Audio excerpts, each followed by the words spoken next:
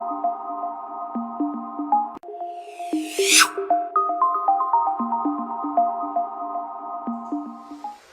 olá, muito boa noite a você. Estamos chegando pontualmente 8 da noite, 15 minutinhos, pelo nosso Facebook do IOSC, Instituto de Olhos Santa Catarina. E você é nosso convidado a estar a partir de agora conosco, interagindo com a doutora Leda Sandrin, que é a nossa alergista e imunologista. Doutora, boa noite a você. Boa noite a todos que estão nos vendo e ouvindo. Vamos começar um assunto bastante importante hoje. Muito bem, hoje a gente separou um tema em evidência, né? Quando a gente fala de saúde, especialmente nessa época do ano. Mas é um tema que a gente deve aí muito cuidado e atenção. Vacinas, vacinação. Doutora, qual é o cenário agora dessa questão de vacinas para que as pessoas possam entender melhor? Bom, a preocupação de falar com vocês hoje sobre isso é que nós sofremos um período de, tipo, vamos dizer assim, um boom, onde as pessoas definiram em algumas situações não fazerem algumas vacinas. Por risco, tem algumas, assim, fantasias sobre, então, que algumas vacinas teriam algum outro tipo de problema, favoreceriam outras doenças. E o que a gente está vendo agora é, assim, o resultado, em parte disto, em parte também da influência de alguns países, onde, em relação à falta de recurso financeiro e recurso estrutural de saúde, não se observou então mais que as pessoas fizeram vacina. Então o que a gente tem visto hoje em dia?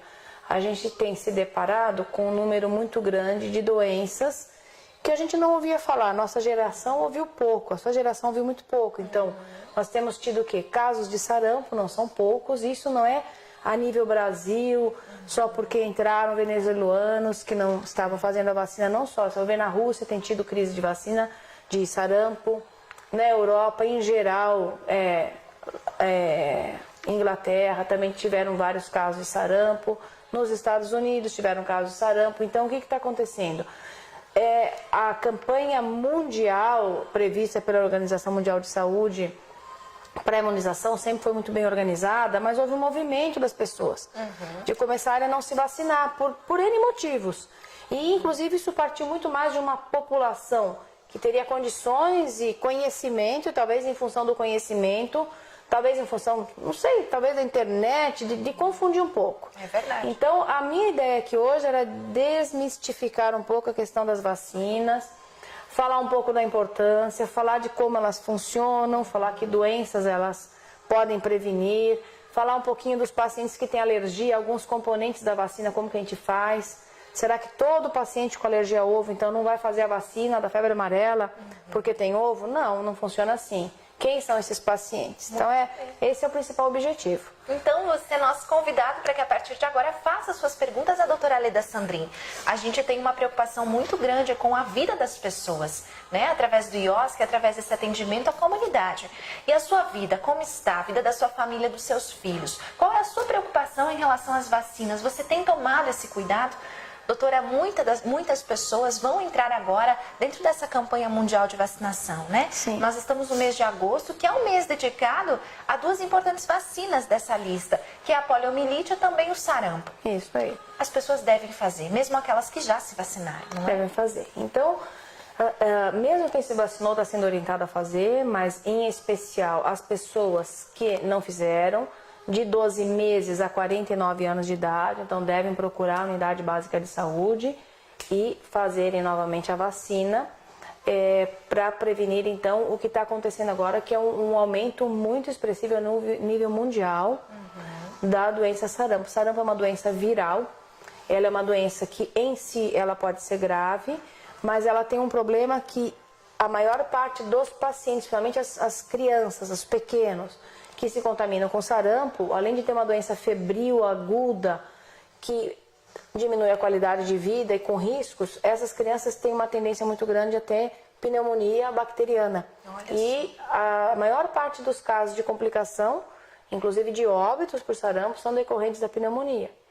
E aí, como que funciona a vacina? Vamos falar um pouquinho, né? O que é a vacina do sarampo? A gente tem as vacinas, elas estão colocadas como metas, né, nos programas de imunização a nível de mundo, há muito tempo, mas as vacinas tiveram a capacidade de mudar a história natural de várias doenças para o bem.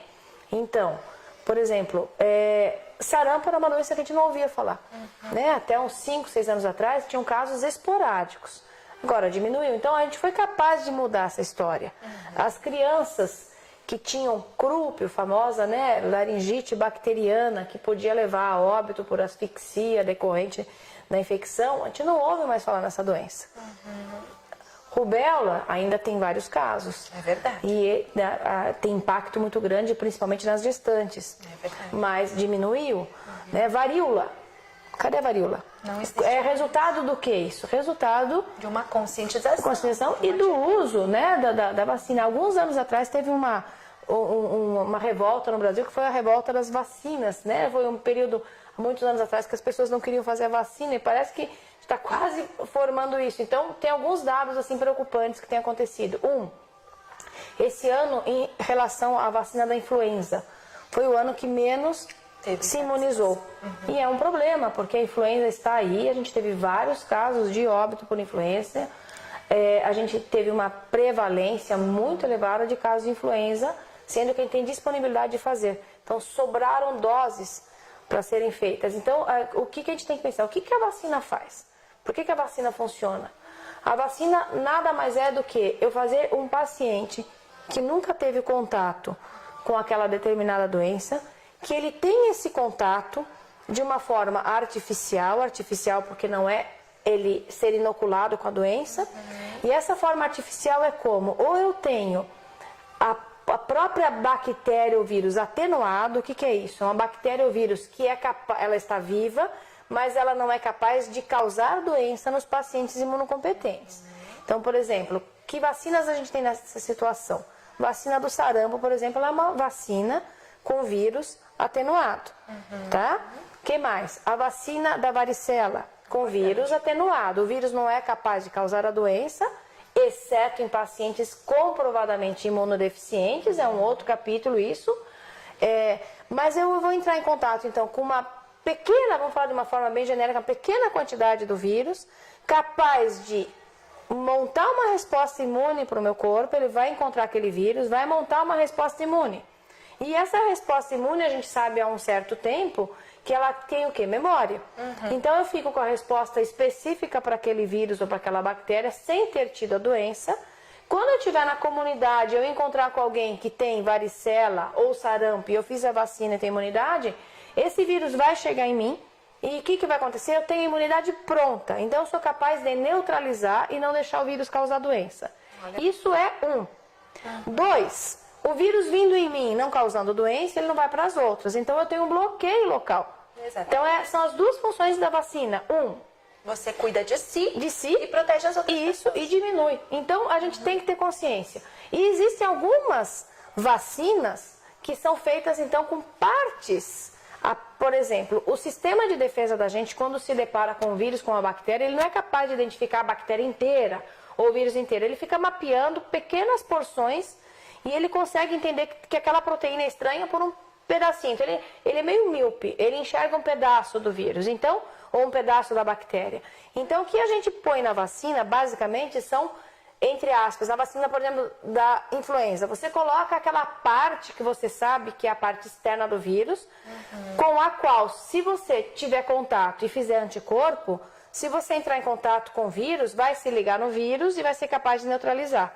Então, tem algumas vacinas que são, o nível de segurança é tão grande, são vacinas, inclusive, que não é feito nem com agente ou com micro-organismo vivo.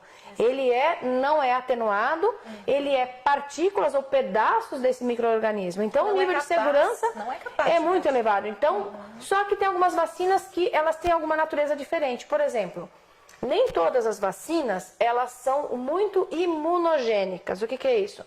Nem todas as vacinas são capazes de, numa única dose, tornar o paciente imune. São essas vacinas que a gente tem que repetir as doses. Hepatite B, a gente faz uma dose, repete em 30 dias, repete em 6 meses. Né? HPV também. Então, a gente tem que estar atento a isso também, porque isso existe um estudo de como o sistema imune responde. Por esse motivo que tem a natureza de algumas vacinas que em dose única é o suficiente, que tem que repetir, a gente chama de booster. Alguns pacientes cumpriram aquilo que é determinado, que é fazer, por exemplo, 3 doses, mas você vai avaliar, às vezes precisa repetir. Então, é muito importante vacinar-se. Realmente, né? É uma explicação clara. Doutora, parabéns. A gente conseguiu entender, né, essa importância da vacina na opinião de uma imunologista. Doutora, é muito importante também dizer que a medicina evoluiu tanto a ponto de que nós sim temos que confiar nessa vacinação. Existe diferença entre a vacinação que a gente recebe em postos de saúde para a vacinação que a gente recebe em clínicas, doutora? Existe uma preocupação com isso? Porque a gente sempre ouve, né? Pessoas que têm mais condições, prefiro fazer em outro lugar. Sim, tá. É assim, ó, existe a gente chama de PNI, que é o Programa Nacional de Imunização. Esse programa ele é baseado em estudos epidemiológicos de prevalência de doenças e baseado nisso, existe este programa, que vamos dizer que seja um programa mínimo. Então, dentro desse programa, a gente abrange as principais doenças e as mais prevalentes. Agora, existe uma diferença? Existe. Por exemplo, qual a diferença? Existem algumas vacinas que a gente tem na rede privada e que a gente não tem na rede pública ainda, tá? Mas assim, por exemplo, a vacina meningocócica B, a gente não tem na rede pública, tem na rede privada. Mas, por outro lado, o meningococo B não está dentro dos agentes etiológicos de meningite mais prevalentes. Então, a primeira coisa que eu sempre falo aos pacientes é assim, esse programa é um programa muito bem organizado, ele é sério, ele é baseado em evidências. Agora, isso não quer dizer que você está imunizado para B se você não fez a vacina. Então, se você tem condições, vale a pena? Vale. Mas então por que não tem na rede? Não tem na rede porque, do ponto de vista epidemiológico, ela é pouco prevalente. Então, o que a gente vai... Como que a gente estuda para fazer esse programa nacional? Como que é o estudo? O estudo é baseado no número de casos, nos riscos. Então, por exemplo, a vacina da gripe. Se você quiser fazer a vacina da gripe na rede privada, você vai fazer em qualquer idade. A partir do 6º mês de vida, logicamente, mas você pode fazer em qualquer idade. Na rede pública você tem aquelas faixas etárias, aqueles grupos. Exato. Então, grupos quais? Pessoas relacionadas, né, que têm contato com doentes, então pessoas da saúde, pessoas da educação que têm contato com crianças, crianças do 6º mês aos 5 anos de idade. Então, por que tem isso? Idosos, porque nesses casos, a gripe, além de ser prevalente, talvez não mais, mas ela é mais grave. Sim. Então, seria interessante esse grupo ser imunizado. Mas eu tenho 30 anos e eu não estou no grupo. Tá, então você pode fazer na rede privada. Então a rede, o Programa Nacional de Imunização, não, ele funciona, é isso que eu digo, ele é baseado em um estudo que diz o que é mais prevalente, quais as faixas de pacientes que, contraindo essa doença, tem maior risco. E ele tem que ter uma racionalidade, né, que tem que ser uma racionalidade assim, epidemiológica e financeira. A gente tem que lidar com o orçamento para isso. Agora, mas e se eu quiser fazer na rede privada? A rede privada, logicamente, assim, ela tem que ter, inclusive, um aval da Agência Nacional de Vigilância Sanitária. Então, logicamente que ela vai fornecer para você vacinas ótimas e algumas vacinas que, inclusive, não tem na rede pública. Então, o que a gente pode fazer? Utilizar a rede pública. Em alguns casos, também tem umas situações assim, por exemplo, a vacina triviral. Na rede pública tem a triviral e depois eles vão dar, então, a da varicela à parte. Na rede privada você consegue essa vacina que é a tetraviral numa só. Então, de repente, pensar, então eu vou só usar uma vez só, né?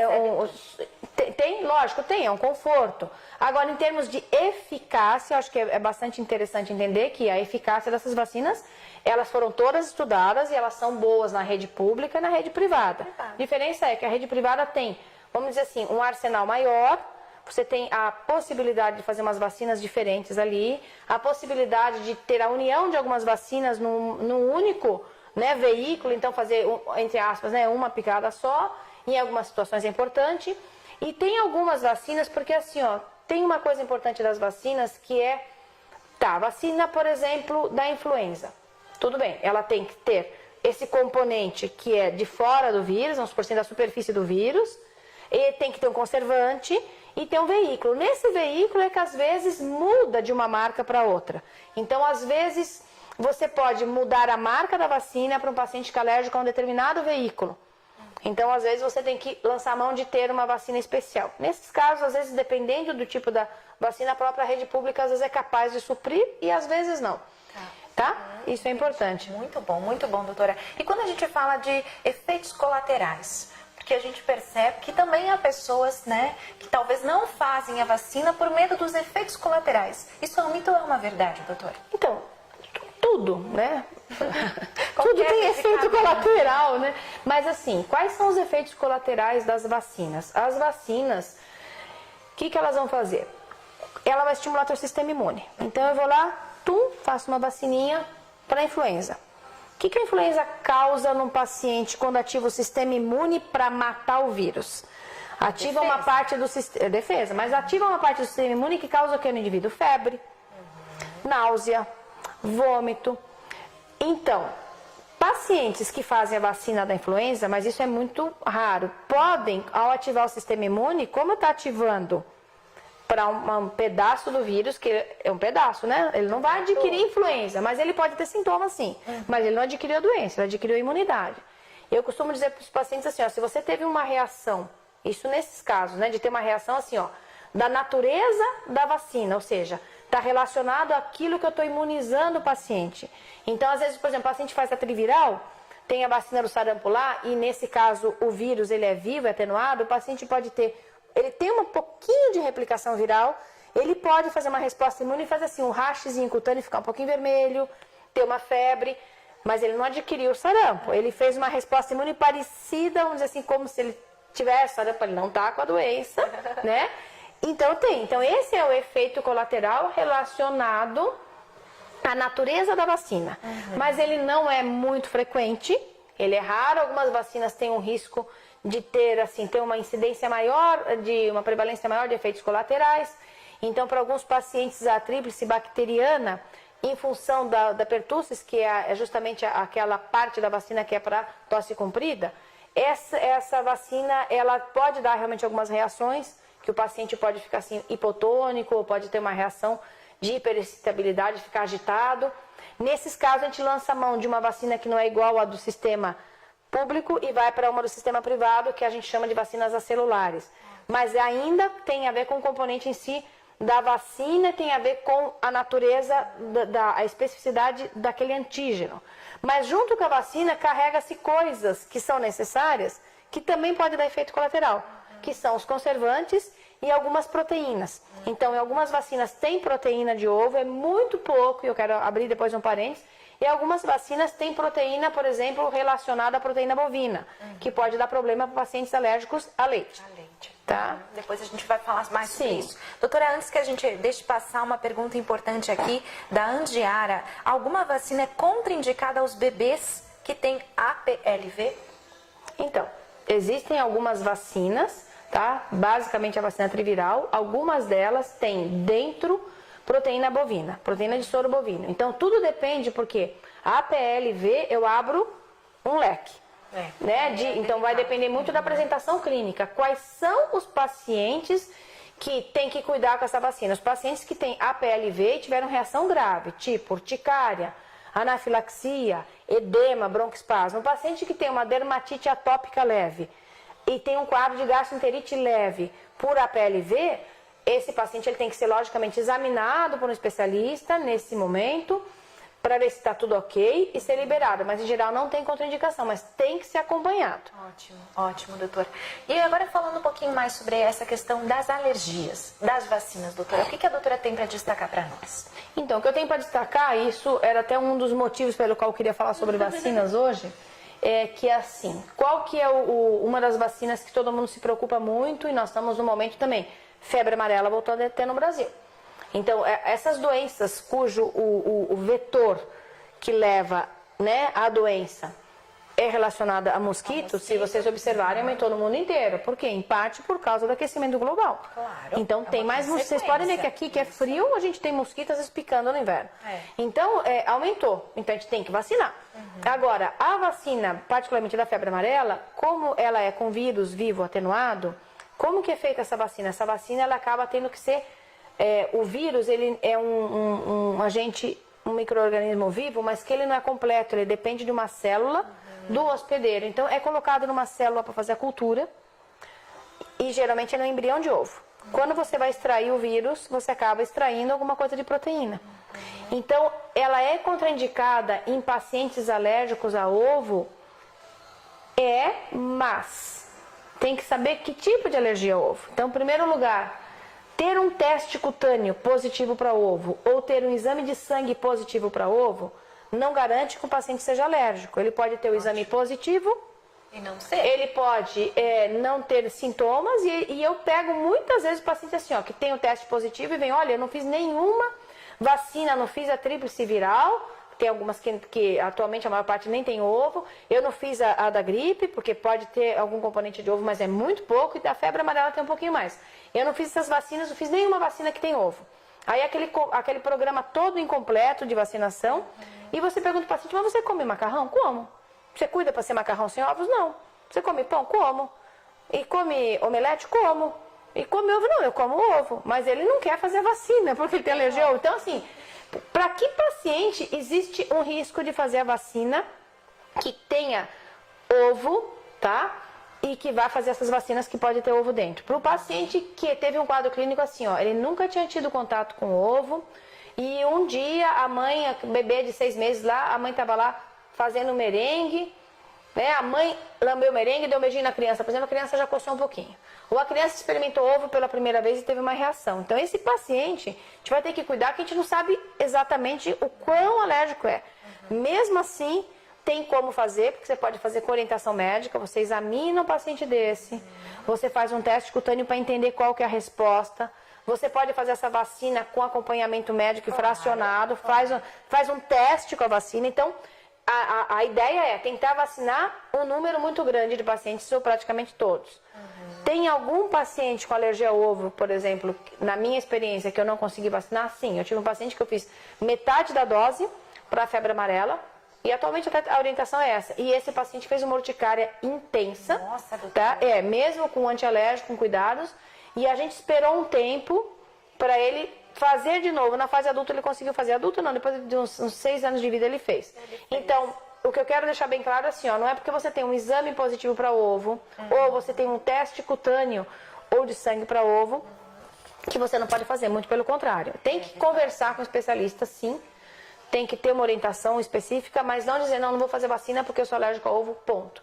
A tentativa nossa na alergia é arrumar uma forma desse paciente fazer. E no mesmo caso da questão da alergia ao leite. Mesma coisa. Exatamente, coisa. Então, em alguns casos, assim, você vai fazer como para o paciente? Você tem que ter, o paciente tem que estar estável clinicamente, você tem que examinar antes, você tem que ter um histórico, conhecer um pouco bem esse paciente, como ele se comportou nos contatos que ele teve, assim, por acidente, e aí você vai definir se você faz ali, se você atrasa um pouquinho essa vacina, porque o risco é muito grande. Então, tem pacientes com risco muito elevado. Tem. Mas isso, assim, ó, é realmente a minoria.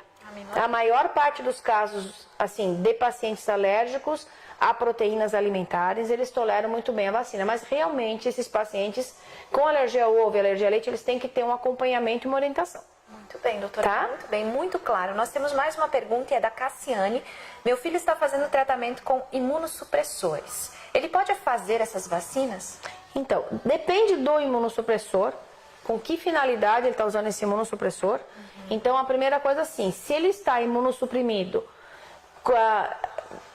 isso aqui depende, né? Porque assim, imunossuprimido, o que você imagina? Que o paciente, se ele tiver contato com vírus ou bactéria, ele pode ter infecção e pode ser inclusive assintomática. Então, se você imaginar nas vacinas que tem micro-organismos vivos, que é o caso da poliomielite, aquela que é o Zé Gotinha, é o caso do sarampo, né, a triviral, né, é o caso da febre amarela. Então, as vacinas com micro-organismos vivos, ele vai ter que ter uma orientação com o imunologista se, dependendo da imunossupressão e por qual motivo, se ele vai ou não poder fazer. Mas, em geral, pacientes, por exemplo, que têm imunodeficiência primária, eles não produzem anticorpo. Primeiro, não tem lógica fazer a vacina porque ele não vai produzir. E segundo, ele tem risco. Então, paciente com imunossupressor, com vacinas com micro-organismos vivos ou atenuados, eles têm, a princípio, uma contraindicação formal. Eles têm que ser avaliados. Então, é contraindicado. É contraindicado, né, com micro-organismo vivo. Isso. E com micro-organismo que não seja vivo, exceto da influenza que a gente pede para fazer, às vezes não tem indicação porque ele não vai responder. Ele está suprimindo o sistema imune para não ter uma reação inflamatória por algum motivo, então para a vacina ele não vai montar a inflamação que ele precisa para a memória. Muito bem. Cassiane, se você tiver mais dúvidas, depois você entre em contato com a gente em inbox, que a doutora Leda está disponível para lhe responder. Doutora, uma pergunta importante assim, a pessoa que já teve um tipo de doença, por exemplo, o sarampo, né? Ela já está autoimune ou ela deve fazer a vacina também? Então, teoricamente, essa paciente já tem imunidade, mas é indicado se ela não fez fazer. Porque há alguns anticorpos do sarampo até um durador. Então, portanto que a gente faz assim, uma dose, depois repete e, teoricamente, vai demorar um tempo para repetir. Mas, às vezes, o paciente teve a doença, fez imunidade, a doença ela é bastante imunogênica, né? Porque ter a doença faz ativar mais ainda o sistema imune. Mas vale a pena um paciente desse tipo ou refazer ou no mínimo dosar. Tem como você dosar assim, IgG para sarampo, que você vai ver o quanto ele produziu de anticorpo. Se ele tem uma IgG para sarampo bem elevada, então ele não tem por que fazer. A gente não faz de rotina, a gente orienta assim, não fez a vacina, faça. Se não tiver contraindicação, se não for imunossuprimido, se não for um paciente que está no meio de uma infecção, se não tem uma alergia grave ao alimento, faça a vacina. Tá. Já fez a vacina, ou já teve a doença, mas faz muito tempo que fez a vacina, ou teve a doença há muito tempo, vale a pena avaliar, nesse momento que a gente está tendo muitos casos. Então valeria a pena, inclusive, pedir IgG para sarampo. Eu peço com frequência para ver como é o sistema imune do paciente. Então, assim, eu espero que o paciente com 1 ano e meio que fez a vacina do sarampo tenha IgG para sarampo. E às vezes a mãe vem com o paciente assim, ó, tá tendo muita infecção. Ah, deixa eu ver se ele responde bem. Então, o que eu faço? IgG para sarampo. Porque foi um contato que ele teve. Claro. E eu espero que ele tenha. E às vezes o paciente, assim, tem isso baixo e todo o resto dos exames estão normais. Ou seja, ele só não respondeu especificamente para o sarampo. Então, é uma forma até que muitas vezes eu reindico, né, revacinar, né?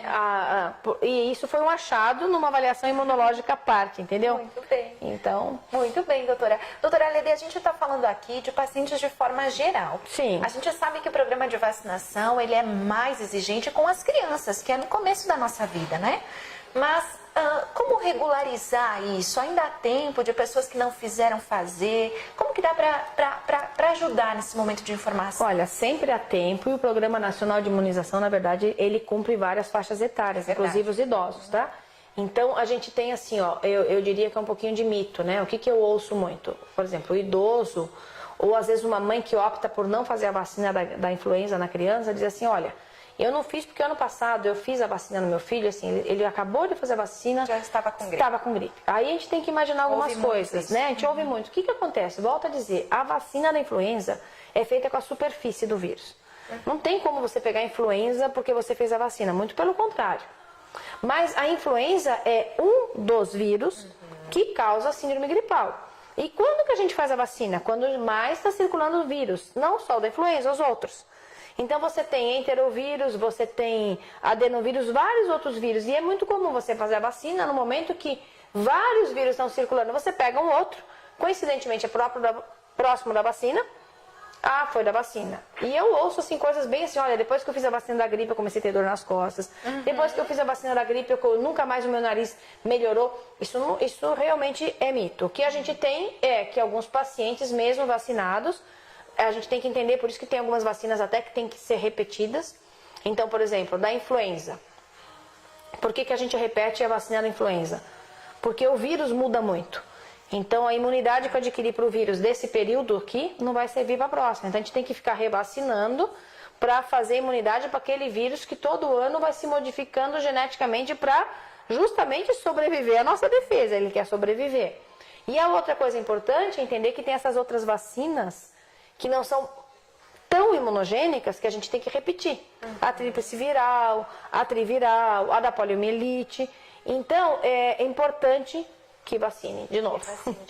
E quanto aos idosos, doutora? Eles ficam mais suscetíveis a essas doenças? Como que é essa questão? Os idosos, eles começam a ter uma deficiência imunológica natural. O sistema imune do idoso, ele funciona de uma forma um pouco mais lenta. Então, o idoso tem maior suscetibilidade a complicações da influenza, inclusive por causa da idade, porque já tem alguma cardiopatia. E os idosos também têm mais suscetibilidade a pneumonias. Então, dentro das vacinas do Programa Nacional de Imunização está justamente a influenza e a pneumocócica. E volto a dizer, todos os pacientes podem procurar a sua unidade básica de saúde.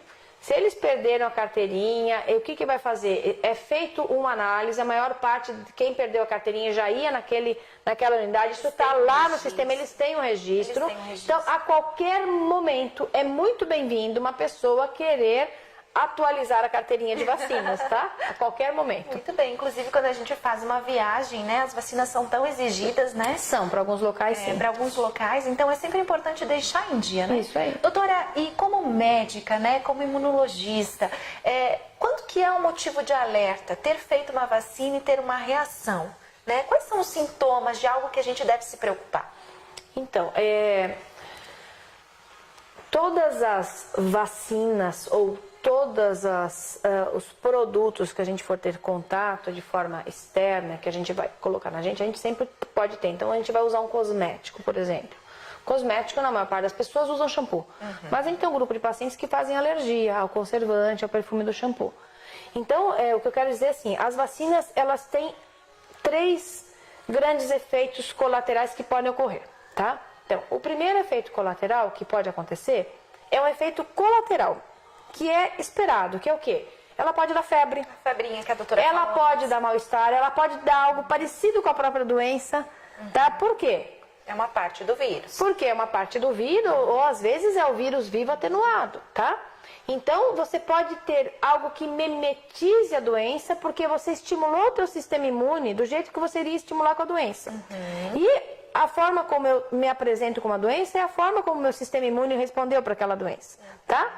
Então, isso é um efeito colateral, é o mais comum, ele não deve preocupar ninguém, ninguém deve deixar de fazer. O segundo efeito colateral que pode ter uma vacina é assim, você não saber que um paciente tem uma imunodeficiência grave e fazer uma vacina com vírus vivo atenuado e o paciente realmente adquirir a doença da vacina. Olha só. Tá? Então, o paciente que tem uma imunodeficiência muito grave, se ele fizer uma doença, por exemplo, com o vírus vivo, atenuado do sarampo, ele pode adquirir sarampo. E ele é um paciente grave para ter essa doença porque ele é imunodeficiente. Mas isso é um número pequeno de pacientes, tá? Muito pequeno. Então, o que se faz? Lembra que a gente falou numa outra live sobre as imunodeficiências? A gente está querendo colocar, e já vai ter, tipo, o teste do pezinho para algumas imunodeficiências. Vai entrar em breve, justamente para a gente pegar esses pacientes mais graves para não fazer algumas vacinas, tá? Mas assim, isto é muito raro. Mas algumas vacinas já estão se tornando vacinas, por exemplo, a vacina da poliomielite. A sublingual, que é o Zé Gotinha, é feita com vírus atenuado. Então existe um princípio para essa vacina que é assim, o indivíduo que faz a vacina, ele vai ter contato com o vírus, ele até se replica um pouquinho, mas ele é atenuado, é meio bobinho, ele não dá a doença. Mas como eu coloco o vírus exatamente onde entra o vírus natural, a imunidade que eu crio é maravilhosa, que é exatamente a que eu preciso. Tem risco? Tem. Então, por exemplo, nos Estados Unidos, depois de um caso que teve de um paciente que adquiriu pólio da vacina, eles estão fazendo, então, a injetável. No Brasil também tem sido feita a injetável. Também injetável. Então, esse é um risco. Esse risco, ele é bastante raro, tá? É mais fácil você adquirir a poliomielite, que também é uma outra doença que está reaparecendo, tem alguns casos isolados. É mais fácil você adquirir na comunidade do que adquirir da vacina, tá? Então, isso não deve fazer o paciente não fazer a vacina, então, com essa preocupação. A gente fala aqui de segurança. Sim, né? Então assim, primeiro lugar, um efeito colateral leve. 2, adquirir a doença. Tem algumas reações graves, algumas vacinas? Tem, mas assim, ó, é bastante complicado, inclusive, de relacionar. Então, por exemplo, tem descrito alguns casos, por exemplo, de uma síndrome chamada Guillain-Barré associado ou após o uso da vacina da gripe, bastante raro. Mas mesmo nesses casos, como a síndrome de Guillain-Barré é uma doença autoimune e é difícil você achar o agente etiológico, também não está caracterizado que foi a vacina. A gente não contraindica por isso. Porque não tem assim um estudo que mostrou foi da vacina. É bastante difícil recuperar isso. Então tem, mas assim, não posso dizer que não exista. E o Quarto efeito colateral é o paciente ter alergia verdadeira, grave, a algum dos componentes da vacina. Então, principalmente o quê? Ovo, né? Derivados de ovo, proteína da clara do ovo, proteína relacionada ao leite. Algumas vacinas podem ter proteína de soro fetal bovino, e isso pode ser, não é o soro do leite, mas pode ser a proteína do leite, mas pode ser parecida. Então, para esses pacientes muito graves, que também são exceção, de fato, a gente tem que cuidar. Mas normalmente esses pacientes estão já, né? Eles estão diagnosticados, justamente. Aí são pacientes assim, que a gente segura a vacina um tempo, tenta fazer a nível hospitalar. A ideia da gente assim, ó, como que a gente enxerga? Tem que vacinar, tá? Tem que vacinar. Tem que vacinar. Né? E pacientes assim, ó, nós temos muitos pacientes que trabalham em situações públicas, professores, médicos, dentistas, fisioterapeutas, com a saúde, com pessoas doentes. Esses pacientes têm que imunizar. Não tem como ter medo de fazer a vacina, tem que fazer. É verdade. E aí o outro efeito colateral que pode ter é de pacientes que têm algumas alergias assim. Por exemplo, tem paciente com alergia timerosal ou timersal. Tem dermatite de contato. Esse paciente, quando faz a vacina, que pode ter esse conservante, pode ter. Então, normalmente o que a gente faz assim, a gente está investigando o paciente com alergia. Esse paciente tem que ter tido alergia clínica. Volto a dizer, ter um teste positivo sem ter tido alergia não fecha diagnóstico de alergia. Então, ele já teve um quadro clínico de alergia, ele fez uma investigação, ele tem alergia à neomicina. E tem algumas vacinas que tem neomicina, mas tem de outras marcas que não tem. Então, a gente ainda assim tenta imunizar, mudando. E tem alguns pacientes que têm aquela reação que eu falei, principalmente com a tríplice bacteriana, que o paciente pode ter algumas síndromes de hipotonia, síndromes de hiperexcitabilidade, mas aí você pode trocar a marca da vacina e o tipo, passar daquela vacina que geralmente tem dentro do Programa Nacional de Imunização e passar, por exemplo, para uma vacina acelular, que tem na rede privada. E em alguns casos se consegue também, dependendo do paciente, né, por encomenda, dependendo da justificativa médica, também consegue, que a gente chama de imunobiológico especial. Então, esse paciente ele faz a vacina ainda, mas ele muda o tipo. Muito bem. Doutora, claríssimo. Sim. Né? Creio que a gente conseguiu esclarecer bem a você que está assistindo ao vivo e agradeço a todas essas pessoas que estão conectadas por estarem com a gente, todas elas que comentaram aqui, que participaram, que elogiaram a doutora Leda por essas informações. Doutora Leda, então a recomendação de hoje, né? Nesse dia ao vivo, nessa noite, aqui direto de Chapecó, é que vacinem-se. Sim, não é? Vacinem-se, programa. Isso. Então conversem muito assim, e não só as crianças, né? Até vou abrir esse parênteses que é importante, porque os adultos também têm um programa para eles de. Então nós temos a vacina do HPV, que pega os adolescentes, muito importante, gente, prevenção, né? De câncer da área genital, de doenças malignas. Então, olha o nível que a gente chegou. E a gente tem um mundo antes e depois das vacinas. A gente conseguiu mudar o curso natural das doenças com as vacinas. Então, lógico, a gente está num momento onde a gente sim, abre um Google, abre uma internet, abre um Facebook, abre, sei lá, o WhatsApp, tudo é informação. Mas a gente vai ter que selecionar um pouquinho de informação e talvez entender historicamente como que o mundo evoluiu depois da aquisição das vacinas. Mudou muito. Então, a ideia é vacinem. Se vocês têm dúvida, eu não queria fazer a vacina da gripe, eu teria indicação, mas eu não vou fazer. Eu acho que conversa com o médico, conversa com o médico da confiança. Pode ser o ginecologista, pode ser o clínico, pode ser o alergista, o imuno, o otorrino. A pessoa que você tem confiança, converse e ouça a opinião, tá? Talvez você tenha uma contraindicação, mas assim, raramente tem. Os que têm, eles já estão orientados. Eles já tiveram alguma manifestação que foram orientados. A maior parte, então, das pessoas, as pessoas têm que se imunizar. Os idosos também, os adultos jovens também. Então, está agora então, a campanha da vacina, né, até os 49 anos de idade, para quem não vacinou. Temos também a vacina ainda para herpes zoster acima dos 50 anos, é só na rede privada, mas é importante para alguns pacientes, né, ou de risco, não, mas é uma vacina importante. Temos a pneumocócica e a influenza para os idosos, extremamente importante. Temos também difteria e tétano, tá? Existe isso ainda, tá? E aí, assim, temos que lembrar de fazer a vacina, algumas delas a cada 10 anos. Então, assim, procurem quando tiver um tempinho, vai lá na unidade, atualiza. Tiver dúvida, fale com o médico, fale com o pediatra, fale com... Pediatra, médico, né? Mas assim, no sentido assim... Fala porque assim, sabe o que acontece? O adulto, eu falei sobre isso, sobre médico, pediatra, que assim, no pediatra, na puericultura, aquilo já está incutido que vai se falar sobre aquilo. E às vezes um paciente, assim, ó, numa consulta de rotina, porque tem um problema, né, sei lá, tem uma gastrite, vai no gastro e tal, conversa com esse médico sobre isso também. Já lembre-se de perguntar. E nós mulheres, né, quando a gente vai para o período de gestação, a gente se depara, né? Sim. Com essa questão, suas vacinas estão em dia, então Sim. há essa preocupação, essa Sim. pergunta. Então a gente tem que cuidar. E realmente, doutora, você falou algo muito importante. Nós nos achamos, né, tão informados, tão tecnológicos, inovadores, essa geração agora, todas as gerações que vivem nesse momento, e a gente está esquecendo daquilo que nos trouxe até aqui. Sim. Né? Então, priorizar essa saúde, cuidar da saúde das pequenas coisas. A gente fala que o menos é mais, né, doutora? Isso aí. O menos é mais. E as vacinas nos protegem em todos os sentidos. Tudo bem?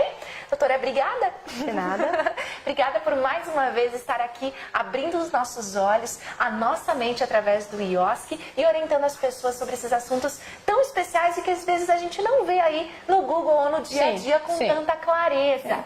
Imunologista, alergista aqui, realmente é essencial. Doutora, obrigada. De nada. Obrigada pra Estamos à vocês. disposição. Doutora, fica à disposição, não é? Isso em caso aí, de com dúvidas e certeza. esclarecimentos. E a você de casa que esteve com a gente a partir de agora, nesta noite, obrigada. A gente convida você a acessar o site do IOSC para ter esclarecimentos aí de outros assuntos da imunologia, alergia, pediatria e também da oftalmologia. Fique à vontade. Nós estamos aqui com um princípio único de informar você. Tenha uma boa noite. A gente volta em breve. Até mais. Obrigada, doutora. Boa noite. Obrigada.